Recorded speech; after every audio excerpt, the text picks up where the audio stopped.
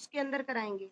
आज जो है काइंड ऑफ मटेरियल जो है उसकी 4th प्रॉपर्टी जो है वो हम पढ़ चुके थे। अब हम 5th प्रॉपर्टी के बारे में बात करेंगे, एबिलिटी टू फ्लोट और सिंक इन वाटर। दोबारा से एक बार देख लीजिए, मटेरियल्स को ग्रुपिंग करते हैं किसके आधार पे, किसके बेसिस पे, अपीयरेंस के आधार पे, टेक्सचर के आधार पे और hardness, solubility, ability to float, इसको हम डेंसिटी बोलते हैं बेटा, ठीक है। ट्रांसपेरेंसी, जिसके अंदर अपीयरेंस हम पढ़ चुके हैं, टेक्सचर भी हम पढ़ चुके हैं, हार्डनेस भी हम पढ़ चुके हैं, सोल्युबिलिटी भी हम पढ़ चुके हैं। अब हम बात करेंगे ability, means density to float.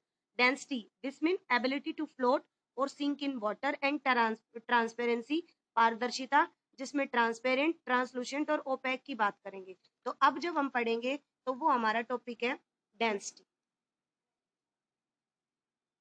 Density का मतलब होता है बेटा एबिलिटी टू फ्लोट और सिंक। वो एबिलिटी, वो क्षमता जिसके द्वारा ऑब्जेक्ट या तो पानी के अंदर क्या करेगा, तैरेगा, या फिर क्या कर जाएगा, वो सिंक कर जाएगा। एबिलिटी टू, डेंसिटी का मतलब होता है एबिलिटी टू फ्लोट और sink in water. Ability to float और सिंक इन वाटर, इसका मतलब होता है पानी में या तो चीज क्या करेगी, डूबेगी, या फिर क्या कर जाएगी, तैरेगी, ठीक है। डूबेगी या फिर क्या करेगी, वो तैरेगी। तो इसके अंदर हम बात करते हैं फर्स्ट कि कौन सी चीज कब फ्लोट करेगी और कब सिंक करेगी। तो डेंसिटी क्या होता है, डेंसिटी का सिंबल होता है बेटा, इस तरीके से हम डेंसिटी को दिखाते हैं रो के द्वारा। ये होता है मास पर यूनिट वॉल्यूम। इसको एम को हम क्या बोलते हैं, मास, और वी को हम क्या बोलते हैं बेटा, वॉल्यूम। मास जो है वो एक स्केलर क्वांटिटी है, वॉल्यूम भी एक स्केलर क्वांटिटी है। मास क्या होता है, mass is a quantity, mass is a quantity that contain in body. Mass क्या होती है, quantity that contain in body. जो बॉडी के अंदर क्वांटिटी होती है उसको हम मास बोलते हैं। और वॉल्यूम, वॉल्यूम का मतलब होता है जो अमाउंट उसके अंदर प्रेजेंट है। जैसे अपन ने एक बॉक्स लिया, तो इस बॉक्स के अंदर कितना वॉल्यूम कंटेन करेगा, तो मास तो वो होगा जो अमाउंट इसमें रखा हुआ है। और वॉल्यूम क्या होगा, वॉल्यूम होगा जैसे अपन ने इसके अंदर कोई भी चीज डाली तो इसमें कितना मैक्सिमम अमाउंट इसमें आ सकता है। तो यहाँ पे हमारा ये एक रेक्टेंगुलर बॉक्स है, तो इसमें लेंथ, ब्रेड्थ और हाइट होती है। इसको हम बोलते हैं लेंथ, ये होगी ब्रेड्थ और हाइट। तो वॉल्यूम की बात करेंगे तो LBH, तो वॉल्यूम क्या हुआ इसका, LBH, तीनों की मल्टीप्लाई। ऐसे ही तो हम बात करेंगे यहाँ पे डेंसिटी जो होती है वो मास के तो डायरेक्टली प्रोपोर्शनल होती है, और वॉल्यूम के क्या होती है बेटा, इनवर्सली प्रोपोर्शनल। इसका मतलब अगर मास बढ़ेगा तो डेंसिटी भी बढ़ेगी, और अगर मास डिक्रीज होगा तो डेंसिटी भी डिक्रीज होगी। क्या बताया मैंने, अगर जो मास है, मास इंक्रीज होगा तो हमारी डेंसिटी भी क्या होगी, इंक्रीज होगी। मास इंक्रीजेस देन डेंसिटी इंक्रीजेस। और यदि मास डिक्रीज करेगा, मास डिक्रीजेस, देन डेंसिटी डिक्रीजेस। ये क्यों है, क्योंकि मास डायरेक्टली प्रोपोर्शनल है किसके, डेंसिटी के। बट जब हम, यस शिवम अभी आवाज आएगी आपको, अगर हम किसकी बात करते हैं, वॉल्यूम की, तो जो डेंसिटी है वो वॉल्यूम के क्या होती है, इनवर्सली प्रोपोर्शनल। इसका मतलब अगर वॉल्यूम इंक्रीज होगा तो डेंसिटी डिक्रीज होगी। It means volume increases, volume increases then density decreases, or if volume decreases then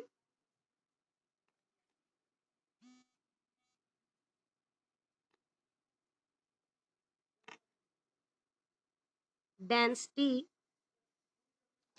increases। Clear.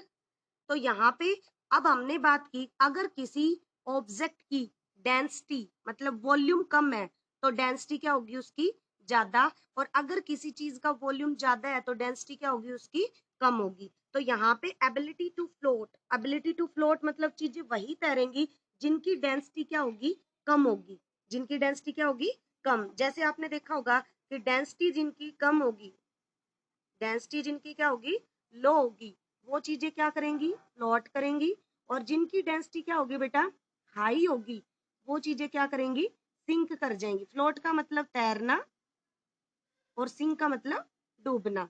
तो कौन सी चीजें कौन सी चीजें फ्लोट करेंगी और कौन सी चीजें सिंक करेंगी? जिनकी डेंसिटी लो होगी वो तो फ्लोट करेंगी, जिनकी हाई होगी वो सिंक कर जाएंगी। हम यहाँ बात करते हैं किसके बारे में? First of all low density वाले ऑब्जेक्ट्स क्या हैं? तो इसके अंदर हम बात करते हैं जैसे वुड, पेपर, स्पंज, ये सारे क्या है लो डेंसिटी चीजें हैं जो तैरेंगी। और अगर हाई डेंसिटी की बात करते हैं तो जैसे स्टोन, इरेजर, स्पून, ये सब क्या है इनमें हम बात करते हैं तो ये सारी चीजें क्या होती हैं, ये सारी आपकी होती हैं हाई डेंसिटी, मतलब इनकी डेंसिटी हाई होती है, ये चीजें क्या कर जाती हैं सिंक कर जाती हैं। इसी बेस पे एक एक्टिविटी है बेटा कि कौन सी चीज फ्लोट करेगी कौन सी सिंक करेगी, तो उसके अंदर आपको एक्टिविटी दिखाते हैं। एक्टिविटी के अंदर क्या करना है आपको, एक टब लेना है, पानी लेना है और लकड़ी के टुकड़े लेने हैं और स्टोन के टुकड़े, आप दोनों को टब के अंदर डाल दो पानी में, तो आप क्या देखोगे कि जो स्टोन है वो तो नीचे चला जाएगा और जो लकड़ी है वो ऊपर फ्लोट करेगी। तो हमें ये क्या बता रहा है, हमें ये बता रहा है कि जो लकड़ी ऊपर तैर रही है इसका मतलब उसकी डेंसिटी क्या है कम है, और जो चीज नीचे डूब गई मतलब पत्थर डूब गया उसकी डेंसिटी क्या है ज्यादा। एक और भी चीज है कि भाई हम ऑब्जेक्ट के बेस के ऊपर भी बताते हैं, ग्रुप के मतलब ऑब्जेक्ट जो है इनके ग्रुप के बेस पे भी छाटते हैं कि फ्लोट कौन कर रहा है सिंक। जैसे अपन ने ड्राई लीव्स, लेमन, और ये open pen, lid with open pen, sharpener, eraser, ice cream spoon and straw, coin, metal की, मतलब ये बहुत से ऑब्जेक्ट्स हैं जो देखो इसमें दिखा रखे हैं कि हम लेंगे वन बाय वन, हम इनको क्या करेंगे सारे मटेरियल्स को वन बाय वन टम्बलर में डालेंगे। टम्बलर होता है ग्लास। अब इसमें जो चीज फ्लोट करेगी उसको तो यहाँ लिख देंगे फ्लोट, और जो सिंक करेगी उसको नीचे सिंक। तो जो फ्लोट करिए डेंसर देन वाटर, वो चीज क्या करेगी जो फ्लोट करेगी वो क्या कहलाएगी डेंसर देन वाटर, और जो चीज sorry denser than less denser then water, मतलब जो कम डेंस होगी वो क्या करेगी फ्लोट करेगी, और जो ज्यादा डेंस होगी वो क्या कर जाएगी डूब जाएगी। तो ये एक्टिविटी आप खुद से फिल करेंगे क्या कि भाई इसमें कौन से, जैसे हमने एक एग्जांपल लिया, मैं इसके अंदर कॉइन लेती हूँ, तो यहाँ पे कॉइन क्या है, कॉइन मैंने लिया, तो कॉइन आपका क्या करेगा सिंक करेगा। तो सिंक करेगा इसका मतलब क्या है denser then water, denser then water, क्योंकि उसकी डेंसिटी ज्यादा है इसीलिए वो वाटर के अंदर क्या कर गया सिंक कर गया। तो यहाँ पे जब हम इस एक्टिविटी को शो करेंगे तो आपके पास में ऑब्जेक्ट्स आ जाएंगे कौन से सिंक कर रहे हैं कौन से फ्लोट कर रहे हैं। इसके बाद हम नेक्स्ट जो है अपनी प्रॉपर्टी पढ़ेंगे, ये तो थी हमारी फिफ्थ प्रॉपर्टी। इसके बाद नेक्स्ट जो प्रॉपर्टी हमारी वो है बेटा ट्रांसपेरेंसी।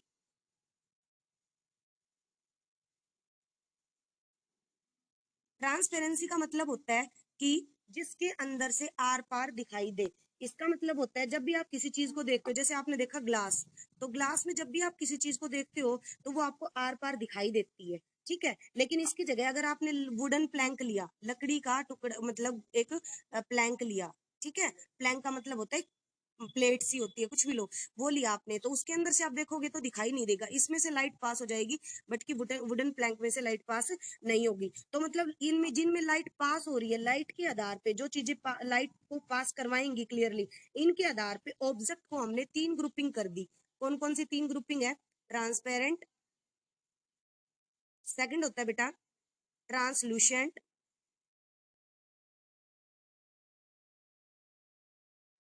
थर्ड होता है बेटा ओपैक।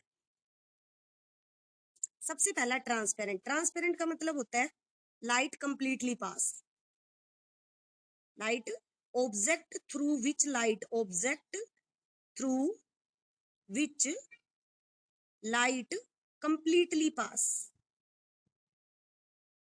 जिनमें से बिल्कुल पास हो जाए, और तो वो क्या कहलाएंगे ट्रांसपेरेंट। जिसके अंदर बात करते हैं हम एयर, वाटर, ग्लास, इनमें से बिल्कुल लाइट पास हो जाती है।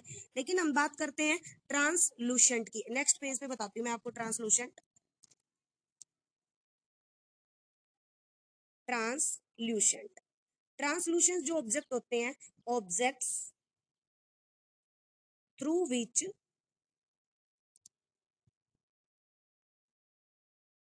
partially part of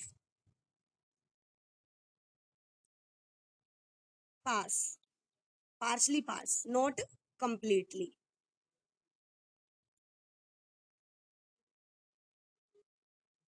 पूरे तरीके से पास ना हो। इसमें हम एग्जांपल लेते हैं जैसे oiled paper, oil paste paper, या फिर हम ग्राउंड ग्लास लेते हैं, या फिर हम बटर पेपर लेते हैं, या फिर हम ग्लेज पेपर लेते हैं। तो इनमें से लाइट जो है वो बहुत कम पास होती है, मतलब पूरे तरीके से पास नहीं होती, तो हम उसको क्या बोलते हैं, ट्रांसलूसेंट ऑब्जेक्ट। थर्ड वन होता है बेटा हमारा ओपैक। ओपैक का मतलब ओपैक जिसमें बिल्कुल भी लाइट पास ना हो, object through which light can not pass through them, object through which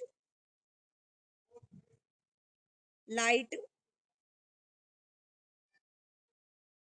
can not pass. Example इसमें हमारे पास बहुत सी चीजें हैं, जैसे वॉल,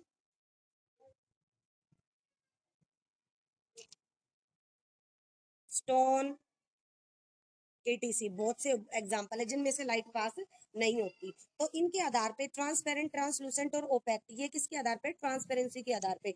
आप इसके लिए भी एक टेबल कर सकते हो, जैसे मैं आपको बताती हूँ, वो भी आपको सोल्व करनी है। देखिए इसमें आपको पता लगाना है कौन सी ऑब्जेक्ट ट्रांसपेरेंट है। टेबल लो, बुक लो, बटर पेपर लो, पीस ऑफ ग्लास लो। आप क्या करो, आप एक बुक को पकड़ो सामने, टेबल उसके ऊपर, टेबल के ऊपर बुक को सीधा पकड़ो और अपना हाथ जो है पीछे उसके रखो। तो अगर आपसे, आपके दोस्त से पूछो कि क्या आपको मेरा हाथ दिखाई दे रहा है, जैसे कि मैंने ये नोटबुक ली, ठीक है, मैंने यहाँ पे ऐसे नोटबुक लगाई, मैं इसके पीछे अपना हाथ ले जा रही हूँ, क्या मेरे को, आपको मेरा हाथ दिखाई दे रहा है, नहीं। लेकिन मैं इसकी जगह पे अगर क्या लूँ, क्योंकि ये ओपेक ऑब्जेक्ट हो गया, लेकिन अगर मैं इसकी जगह पे ग्लास यूज करती हूँ, जैसे मैंने ये लिया ग्लास, ये ग्लास हो गया, अब मैं इसमें से कह रही हूँ क्या आपको ये दिखाई दे रहा है मेरा हाथ, तो आप कहोगे मैम यस, क्योंकि इसमें से ये ट्रांसपेरेंट हो गया। इसका मतलब यहाँ पे हम जब एग्जाम्पल की बात करते हैं, तो जो बटर पेपर है उसमें से भी लाइट पास नहीं हुई, जो पीस ऑफ ग्लास है उसके अंदर से लाइट पास हो गई, इसका मतलब बुक नॉट एबल टू सी, इसका मतलब ओपेक। बटर पेपर उसमें बहुत कम दिखाई देगा, तो हम उसमें क्या कहेंगे, पार्शली पार्ट, पार्शली पार्ट पास। तो इसका मतलब क्या होगा, वो ट्रांसलूसेंट।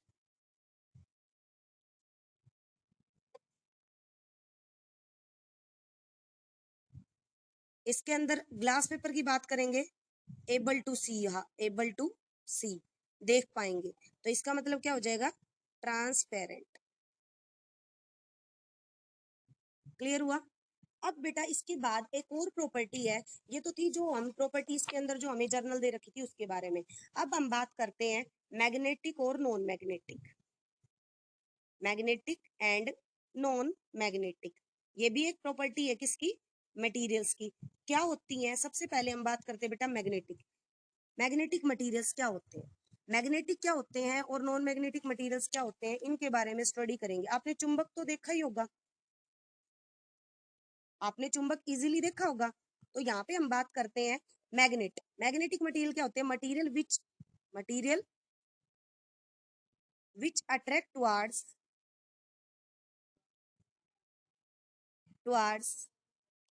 मैग्नेट, जो मैग्नेट की तरफ खींचे जाएं, उनको, जो मैग्नेट जिनको अट्रैक्ट करता है उनको मैग्नेटिक मटेरियल कहते हैं। और नॉन मैग्नेटिक कौन से होते हैं बेटा, materials which do not attract towards magnet, उनको हम क्या बोलेंगे, नॉन मैग्नेटिक मटेरियल्स। तो अब इसमें मैग्नेटिक कौन से हैं और नॉन मैग्नेटिक कौन से हैं, तो फर्स्ट ऑफ ऑल हम बात करते हैं जैसे आयरन, कोबाल्ट और निकल, ये कैसे ऑब्जेक्ट्स हैं, ये मैग्नेटिक। और नॉन मैग्नेटिक की बात करेंगे तो जैसे गोल्ड, सिल्वर, रबर, स्टोन, ये सारे क्या हो गए, नॉन मैग्नेटिक, इसमें और भी एग्जांपल हो सकते हैं नॉन मैग्नेटिक में तो, ठीक है।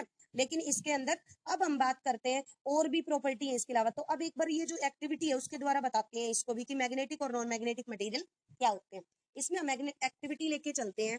यहाँ हमारे पास बताया, आपने ले लिया पिन, साडस्ट होती है जो लकड़ी का बुरादा होता है, लोहे की कील, और आपने ले ली नोटबुक, पेंसिल, इरेजर, मेटल की, paper clip, plastic scale, polythene bag और पीस ऑफ क्लॉथ और बार मैग्नेट और एक कॉइन। सबसे पहले बार मैग्नेट को इन चीजों के नजदीक ले जाओ। जैसे पिन के नजदीक लेके गए तो उसने मैग्नेट उसकी तरफ अट्रैक्ट हुआ, इसका मतलब पिन मैग्नेटिक मटेरियल है। और इरेजर जो है उसको अट्रैक्ट नहीं किया उसने मैग्नेट ने, इसका मतलब वो क्या है, नॉन मैग्नेटिक। तो जो आपको ऑब्जेक्ट दे रखे हैं जो मैग्नेट की तरफ अट्रैक्ट हो जाए उनको तो हम क्या बोलेंगे, मैग्नेटिक, और जो मैग्नेट की तरफ अट्रैक्ट ना हो उनको हम क्या बोलेंगे, नॉन मैग्नेटिक। तो ये भी टेबल आप फिल कर सकते हो। अब कुछ और प्रॉपर्टीज हैं किसकी, आपके इस ऑब्जेक्ट्स की, तो उनके बारे में स्टडी करते हैं, कुछ और प्रॉपर्टीज के बारे में। तो फर्स्ट ऑफ ऑल मैं आपको बताती हूँ, तो यहाँ पे अदर प्रॉपर्टीज ऑफ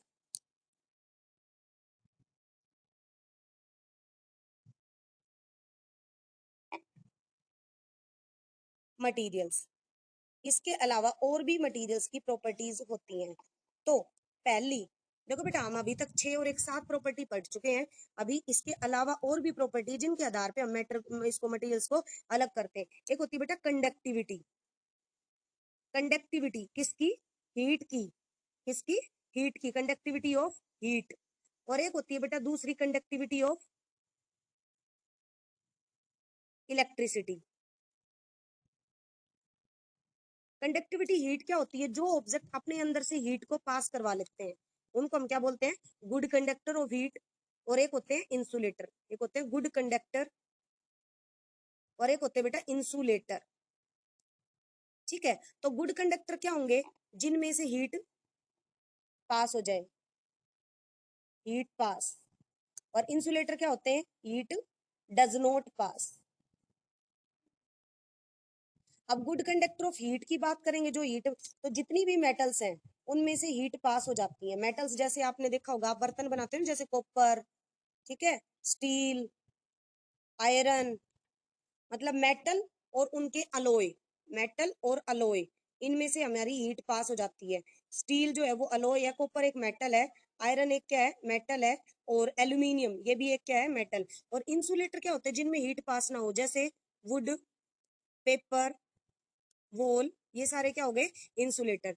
इसकी इसी तरीके से इलेक्ट्रिकल कंडक्टिविटी की बात करते हैं, तो इलेक्ट्रिकल जिनमें से इलेक्ट्रिसिटी पास हो जाए, इलेक्ट्रिसिटी कैन पास, उसको तो क्या बोलेंगे, कंडक्टर। और जिनमें electricity can not pass, electricity can not pass, उनको हम क्या बोलेंगे, इंसुलेटर। अब कौन से ऑब्जेक्ट हैं जिनमें से इलेक्ट्रिसिटी पास हो जाती है, तो वही उसी तरीके से हम बात करते हैं जिनमें से इलेक्ट्रिसिटी पास हो रही है बेटा। तो जिनमें इलेक्ट्रिसिटी पास होती है, जितनी भी मेटल्स हैं, मेटल्स, उनमें से इलेक्ट्रिसिटी पास हो सकती है।